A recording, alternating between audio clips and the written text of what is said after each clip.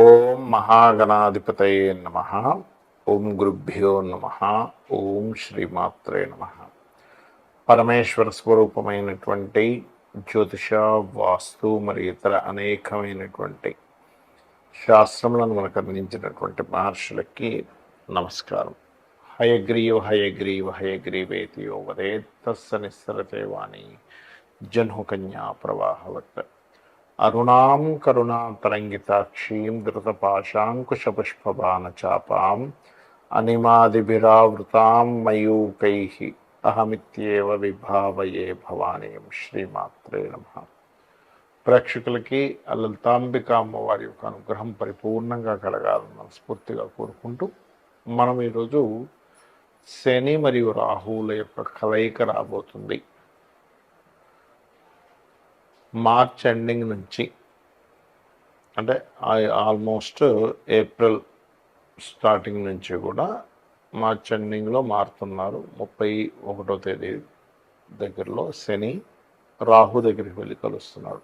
ఈ శని రాహువులు ఇద్దరు కూడా మనకి మీనరాశిలో కలిసి ఉన్నందుకు ఇది ఏప్రిల్ మరియు మే, పూర్తిగా ఏప్రిల్ మొత్తము మే మొత్తము కలిసి ఉంటారు. 2 నెలల పాటు ఉండేటువంటి ఈ కలయిక వల్ల ద్వాదశ లగ్నముల వారికి, లగ్నం తెలియని వారు రాసి చూసుకోండి, వారికి ఎటువంటి ఫలితములు జరగనున్నాయి, ఏ విషయాల పట్ల జాగ్రత్తగా ఉండాలి, మరియు ఈ గోచారం దేశాల మీద లేనట్లయితే మిగతా వాటి మీద ఎలాంటి ప్రభావం చూపిస్తుంది అనేటువంటి విషయాలు చెప్తుందని నేనైనప్పటికీ కూడా చెప్పిస్తుంది. సాక్షాత్ లలిత అమ్మవారిగా భావిస్తూ ఒక్కొక్క లగ్నం గురించి మనం తెలుసుకుందాం. వృశ్చిక లగ్నము, వృశ్చిక రాశి. వృశ్చికం వారి కనుక చూసుకున్నట్లయితే పంచమ స్థానము అంటే పుత్రస్థానము, మంత్రస్థానము, ఫ్రెండ్స్, ప్రేమ వ్యవహారాలు, ఆలోచనలు, ఈ స్థానం మీద మీకు శని రాహుల యొక్క సంచారం జరుగుతుంది.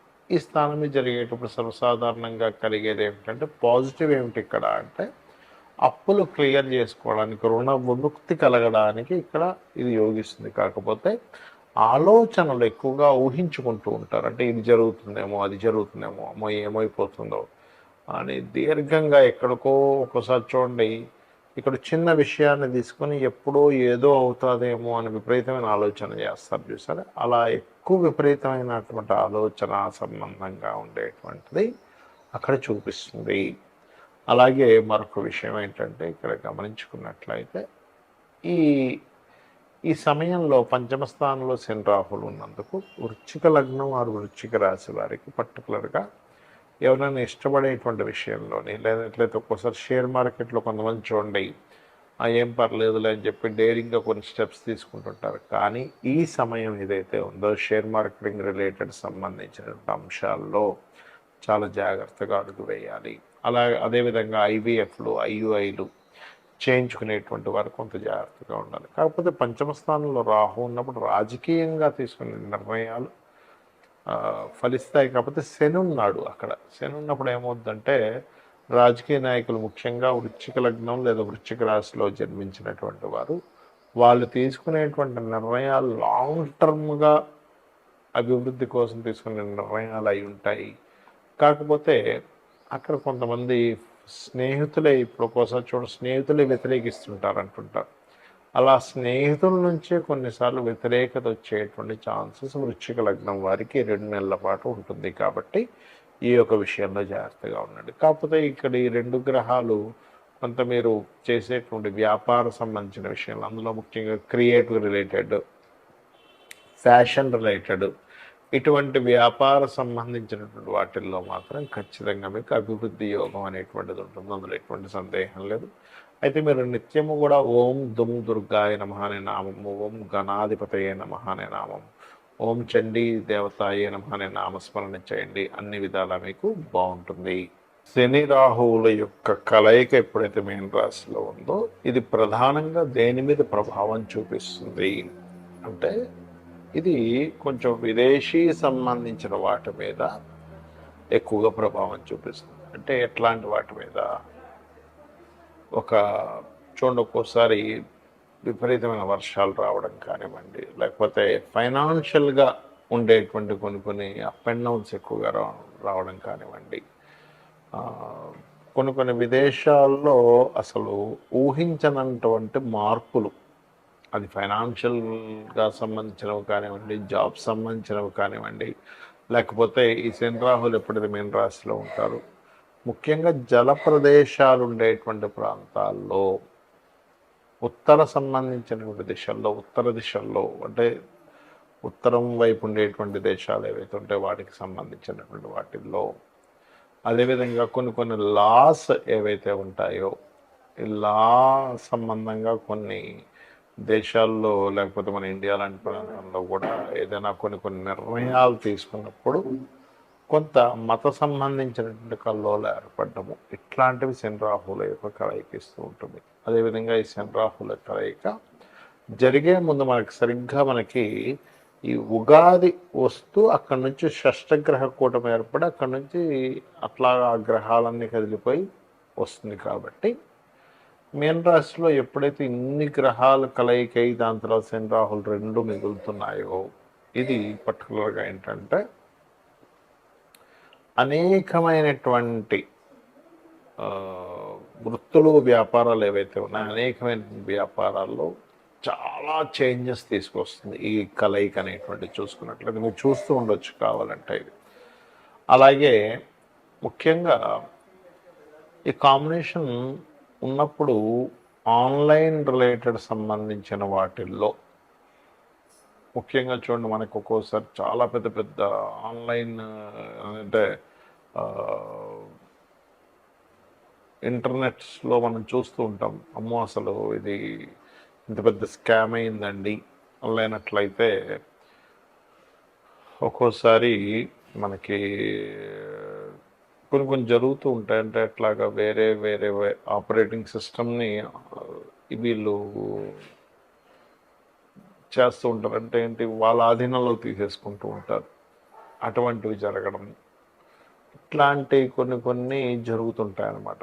ఒక్కోసారి చూడండి, హ్యాక్ చేశారంటూ ఉంటారు. పెద్ద పెద్ద ఆర్థిక సంబంధించిన వ్యవస్థలని, పెద్ద పెద్ద ఆర్థిక సంబంధించిన వాటిని హ్యాకింగ్కి గురయ్యేటువంటి ఛాన్సెస్ ఉంటుంది కాంబినేషన్ ఉన్నప్పుడు. సో అది చాలా ప్రధానంగా గుర్తుపెట్టుకోవాలి. అయితే ఇక్కడ మరి కొంతమందికి డేట్ ఆఫ్ బర్త్ కానీ, టైం కానీ, ప్లేస్ కానీ ఉండదు. మరి అలాంటి వాళ్ళు ఏం చేయాలి శని రాహుల యొక్క కలయిక ఉన్నప్పుడు? అంటే ఇది అందరికీ బ్యాడ్ ఇవ్వాలంటూ లేదు, కొంతమందికి మంచి కూడా చేస్తుంది. అంటే ఉదాహరణకి మీ జన్మ లగ్నం నుంచి ఉదాహరణకి 3వ స్థానము లేదా 6వ స్థానము లేనట్లయితే 11వ స్థానంలోనూ ఉన్నారనుకోండి, అది మంచిది చెప్పాలంటే. అంటే అదొక 2 పాపగ్రహాల యొక్క కలయిక మంచి ఫలితాలు కూడా ఇస్తుంది, ఇవ్వదని కాదు. మరి date of birth, time of birth, place of birth కూడా లేదు. అప్పుడు ఏం చేయాలి? సింపుల్గా ఏం లేదు, ఈ 2 నెలల కాలము కూడా చండీ పారాయణం చేయండి. ఎవరైనా సరే చండీ పారాయణం వినడం కానీ, పారాయణం చేసుకోవడం కానీ చేయాలి ఒకటి. రెండవది ఏమంటే నాకు చండీ పారాయణం చేసుకునేంత శక్తి లేదు అని అనుకునేటువంటి వారు ఓం దుమ్ దుర్గాయ నమః నామము లేదా ఓం చండీ దేవతాయై నమః అనేటువంటి నామం చేసుకోవచ్చు. ఎందుకంటే ఈ రాహు అనేటువంటిది పొగ, ఈ రాహు అనేటువంటిది ఇన్ఫెక్షన్స్, ఈ రాహు అనేటువంటిది కనబడకుండా ఉండేటువంటి లక్షణాలు కలిగినటువంటిది రాహు. ఛాయాగ్రహాలు అంటూ ఉంటారు, నోట్స్ అంటూ ఉంటారు. దానికి కర్మకారకుడు మీనరాశిలోకి ఎంటర్ అయినప్పుడు అది గురుత్వ సంబంధించిన రాశి అయినందుకు మనకి చూసుకున్నట్లయితే గొప్ప గొప్ప పీఠాధిపతులు లేనట్లయితే గొప్ప ఆధ్యాత్మికవేత్తలకు కూడా దీని యొక్క ప్రభావం పడుతుంది. వాళ్ళ యొక్క లైఫ్స్ మీద కూడా దీని యొక్క ప్రభావం పడుతూ ఉంటుంది శని రాహుల యొక్క కలయిక అనేటువంటిది. కాబట్టి ఎవరైతే ఈ రాహుకి సంబంధించినటువంటిది, అదేవిధంగా శనికి సంబంధించిన జపం చేయించుకోవడము, లేకపోతే ఈ 2 గ్రహాల దగ్గర దీపారాధన చేయడము, మరియు ముఖ్యంగా గో సంపద, గోవులకు సంబంధించిన విషయంలో కూడా ఈ శని రాహువుల ప్రభావం పడుతుంది. కాబట్టి చాలా జాగ్రత్తగా ఉండాలి. అలాగే మరొక విషయం ఏంటంటే, ఇక్కడ మీకు జన్మజాతకంలో మీ పర్సనల్ చార్ట్లో ఎవరికైనా శనిలో రాహు కానీ, రాహులో శని కానీ జరిగేటప్పుడు మరింత జాగ్రత్తగా ఉండాలి. ఎందుకంటే ఈ కాంబినేషన్స్ ఎవరికైనా మాకు శని మహర్దశలో రాహు అంతర్దశ నడుస్తుందండి, రాహులో శని నడుస్తున్నాడు, లేకపోతే ప్రత్యంతర దశలు అంటారు, అంటే దశాభుక్తి అంతరము ఆ థర్డ్ స్టెప్స్లో పర్టికులర్గా జరిగినప్పుడు ఆ పర్టికులర్ టైంలో ఏంటంటే కొన్ని నిర్ణయాలు తీసుకునేటప్పుడు డెసిషన్స్ అంటూ ఉంటారు. డెసిషన్స్ తీసుకునేటప్పుడు కాస్త జాగ్రత్తగా డెసిషన్ తీసుకోవాలి. ఇక మీరు ఈ యొక్క కలయిక ఉన్నంత కాలము కూడా వీలైనంత మట్టుకు రెగ్యులర్గా ఆలయాలకు వెళ్ళొస్తూ ఉండండి. చేసినట్లయితే మీ మీద ఎటువంటి ప్రభావం ఉండదు. శ్రీమాత్రే నమః.